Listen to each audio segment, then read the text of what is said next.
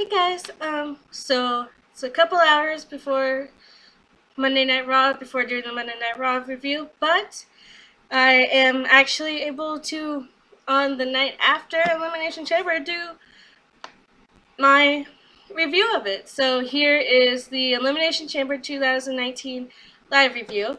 As always, start with the pre-show, where there was one match.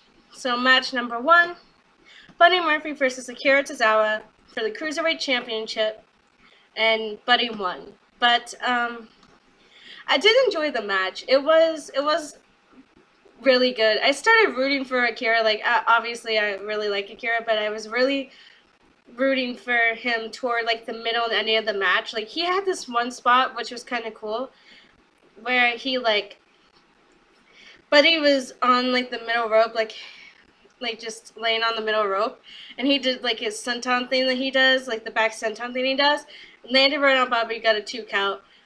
Buddy finally, I don't know if I said Bobby or Buddy, but I meant Buddy.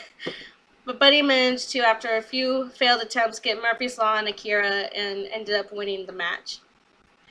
I love Akira, but this match was really good, and I'm actually happy that Buddy retained, because it's like, this way, if he retains, this way with him retaining, he could have another match with Cedric Alexander, and I really hope that happens. And also another thing is, I really hope that for at least Fastlane or WrestleMania, even like that, maybe they get to be on the main show again, because that would actually, I would appreciate that. It would be really nice if they could do that, because 205 Live is awesome. I do love the show, and it's really cool to see how they all work, and that match was really good, and I would love if they could do it. So I did enjoy the match. I love Akira Tozawa, but Buddy should still be champion for a little while. So I know Hate It All Day won, and the match was really good. So now on to the main show. The second match of the night, or the first match of the main show, but second match of the night, the 6-woman tag team elimination chamber match, where the first ever women's tag team champions were going to be crowned. Okay, so it started off with Bayley and Sasha and Sonya and Mandy. And then out came the Riot Squad, then the Iconics, then Naomi and Carmella, then Nia and Tamina. Some highlights from this match for me were like when the Iconics did that double like roll up pin thing on Naomi to get her and Carmella out, which was like kind of sad, but they did that. Then everyone gained up on Tamina to get her pinned when Nia tried to bulldozer do Bayley, but Bayley moved and Nia went right into the pit, like into the pod, and like knocked herself out because it broke, and she like was just laying there, and Tamina was in shock, so everyone was able to do her moves on her, and then everyone piled up on top of her to cover her, and then she lost.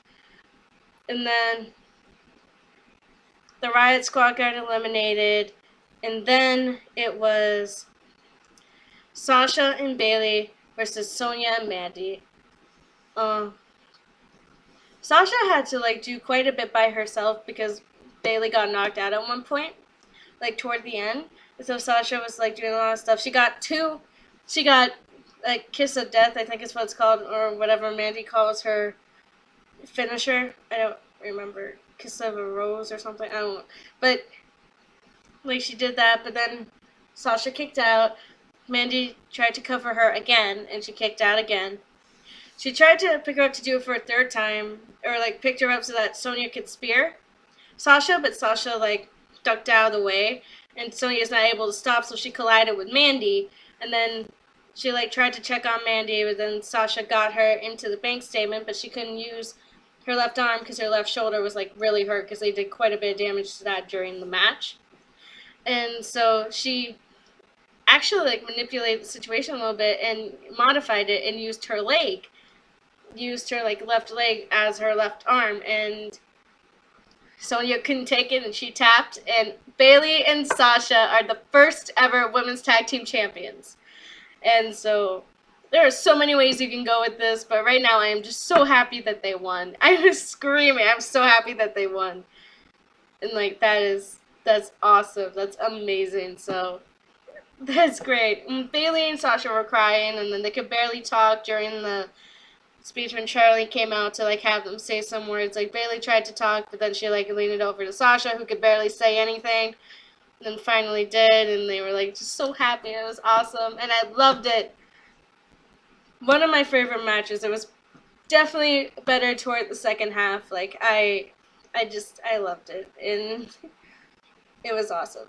And they actually did a very good job of making like Sasha's shoulder a priority, because everyone was going after her left shoulder, and it was taped up too. So she's got like an injury to that shoulder, and they sold it. She sold it beautifully, and the story was told really well. But I'm just so happy that Bailey and Sasha are tag team champions.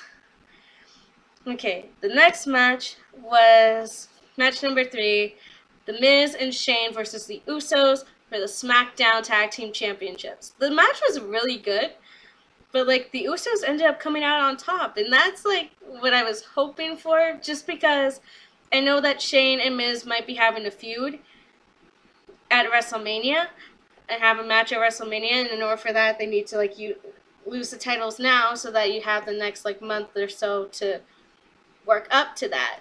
And so the fact that that's the only reason why I'm like really happy that this team like lost their belts, because Miz is very mad about it. Like Shane is like, relax, it's fine, but Miz is so mad about it. And like, I mean, he dedicated it to Monroe Sky and to his dad and to Maurice, and the Maurice came out and said they were having another baby, which is awesome. And yeah, awesome. There, Mrs. Catchphrase. There you go.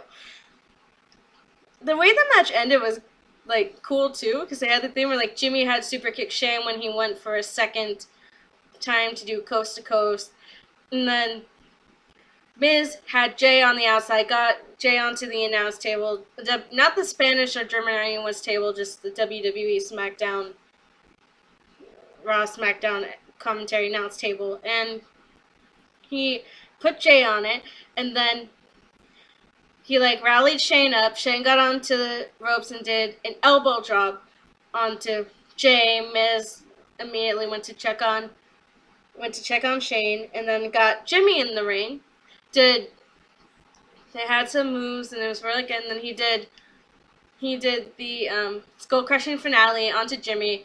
Went to get the cover, but while he was covering, Jimmy like suddenly rolled up Miz, and Miz wasn't able to kick out in time, and then Jimmy and Jay were the new champions. And then it ended with like Miz apologizing to Shane and Jimmy helping Jay up, like showing him the titles, and them just hugging and being very happy about it. And then Miz going and helping Shane up and again apologizing. I thought he was gonna like blame Shane, but no, he took the fall, and even though it was like literally his fault.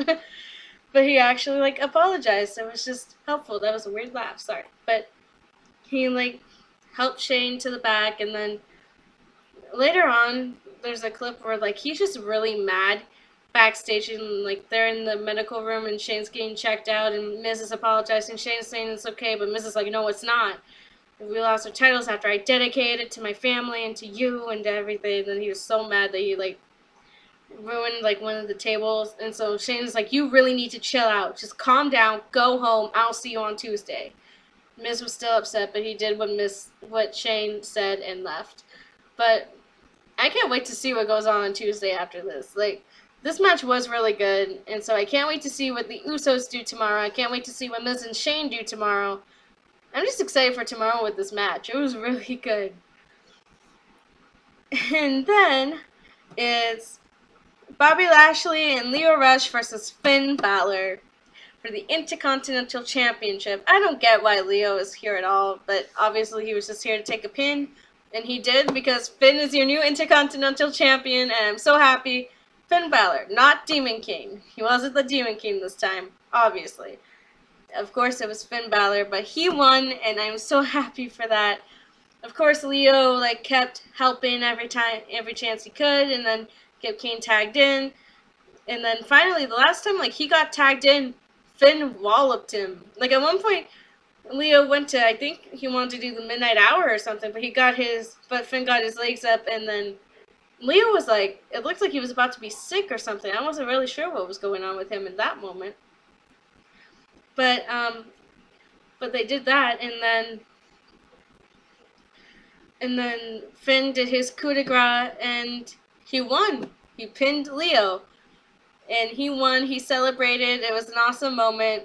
But then Bobby got in the ring, and he was so mad at Leo. Like, he picked him up. He was like gonna throw him or something. But then he just dropped him. Tried to calm down, helped Leo up, but then picked him up again and body slammed him. Then left, like, just angry. And I was just thinking, like, wait, did you just turn face? What just happened? Like, I kind of thought he turned face, and it's like, wow, that's interesting. But, like, as we'll find out later, that didn't happen. But about this match, I do love the fact that Finn is Intercontinental Champion, so it's like the only highlight I can really find in this match. Finn has a title, finally, and it's awesome, so happy for him. Then it's match number 5, Ronda Rousey versus Ruby Riott. This match was really, really quick, and of course Ronda retained. She retained the Raw Women's Championship. Of course she did. Like, Ruby, she got a few punches every once in a while to Ronda, but Ronda just did 2 judo throws. Then Ruby kept leaving the ring, and it was really ticking off Ronda, because it's like, you wanted this match, you want to fight or not, get back in here.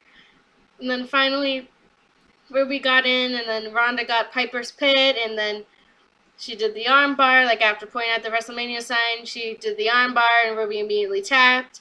That was over, and then Charlotte, who was sitting at ringside, who had an interview where, like, she was just happy to go to WrestleMania and stuff, didn't confirm or deny the fact that she came up with that idea, but probably her, who knows. But she, like, Ronda, like, suddenly starts looking at her, and then Charlotte gets up, struts a little bit, then gets in the ring, they're staring at each other, and then Ronda looks out to the crowd, and Becky on crutches is coming over, is, like, slowly, but, like, trying to hurry to the ring. There's a security guard right there who just, like, doesn't even look at her, doesn't even mind the fact that she's going into the ring. And, like, so she's, like, hobbling, she's on the crutches, she gets into the ring, and then she's just staring there, staring at them. She drops one of the crutches, takes the other one, and just starts whacking Charlotte with it. And it was just awesome. And then there's the thing where, like, Ronda just looks kind of impressed. And then Becky, like, points at the crutch that she let down and told Ronda, like, you have her now. And Charlotte's, like, begging for mercy. But, like, Ronda has the other crutch that Becky dropped, and right when she's about to, Becky comes up from behind and starts whacking Ronda with it. And then she's whacking Ronda and Charlotte, Ronda, Charlotte, Ronda, Ronda, Ronda, Charlotte. And finally the security guards are like, oh, she's not just out here to talk. Okay. I guess they figured that since she was injured, she wasn't going to do anything. Oh, she did a lot. And so they're like, all they did was stand around the ring and go, no. And then one person got in. And she's, like, holding up the crutch. They kind of backed up a little bit, but they're like, you can't be in here.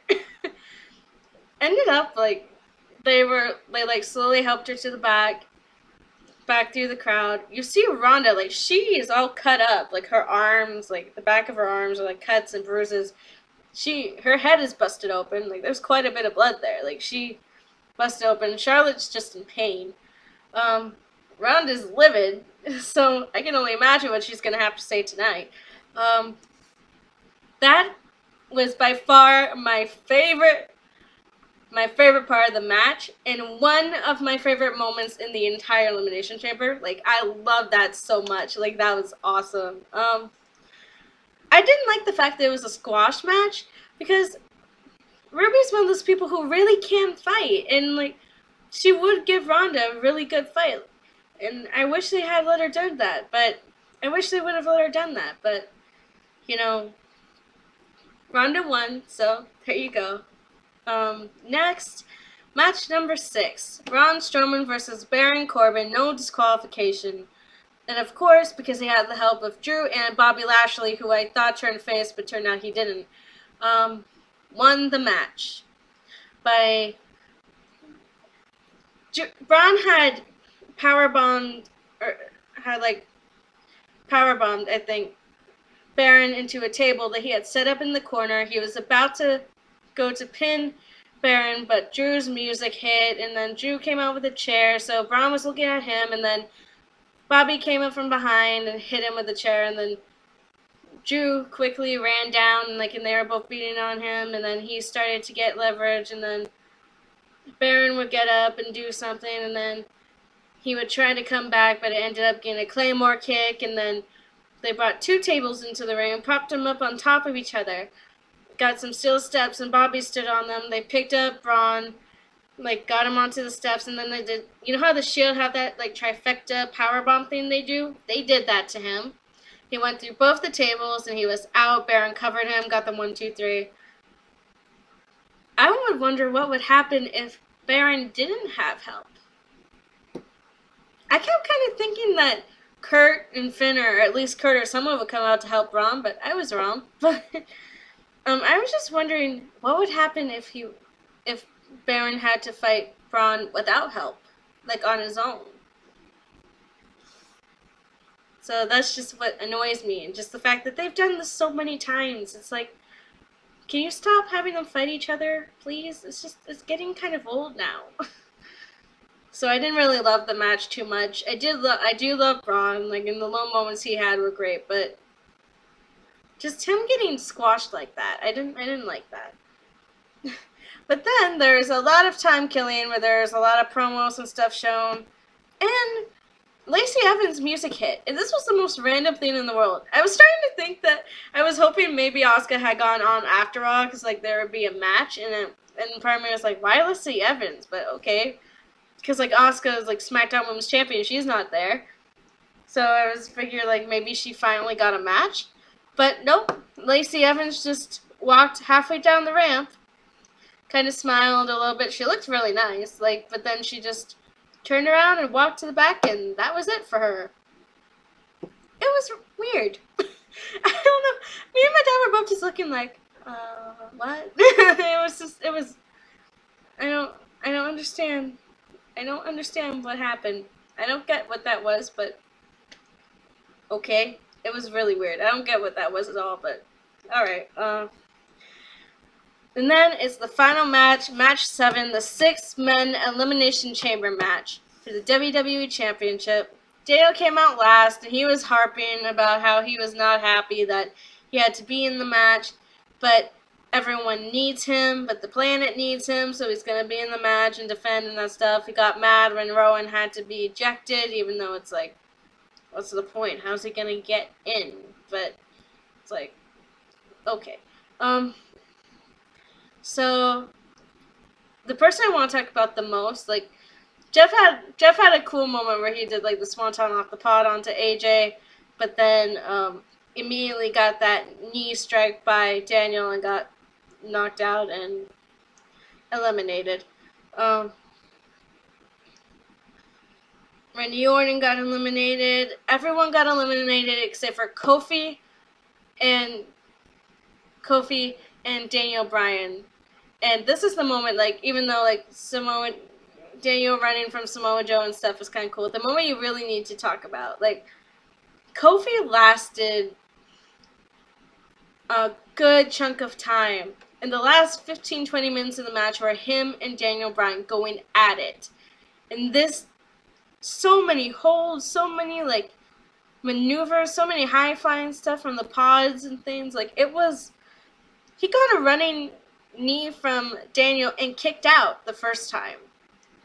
And, it was awesome. So many things. And Kofi did all he could, but a second running knee made it so that Daniel, of course, retained the title. But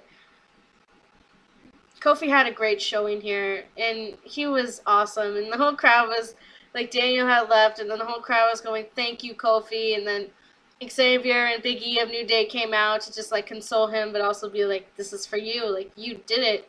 And they thought, and the crowd was thanking him for an awesome match. They walked him up the ramp, and Kofi was just nodding, so if he and Daniel end up going at it at WrestleMania or something, I will not be surprised, and will not be shocked, and I will also be very happy to see that. So yeah, that's my review of Elimination Chamber. It's my favorite moments definitely were 6-woman tag. Definitely love seeing Bayley and Sasha win the women's tag team titles for the first time. Them being the first ever winners of it is amazing. That was my one favorite moment. Next favorite moment was Becky coming out, and you thought it was gonna be like Ronda and Charlotte getting up on Becky, but nope. Becky beat the life out of them with with that crutch. And my third was definitely Kofi working Finn winning the Intercontinental Championship, and then was definitely Kofi working his butt off in that main event match.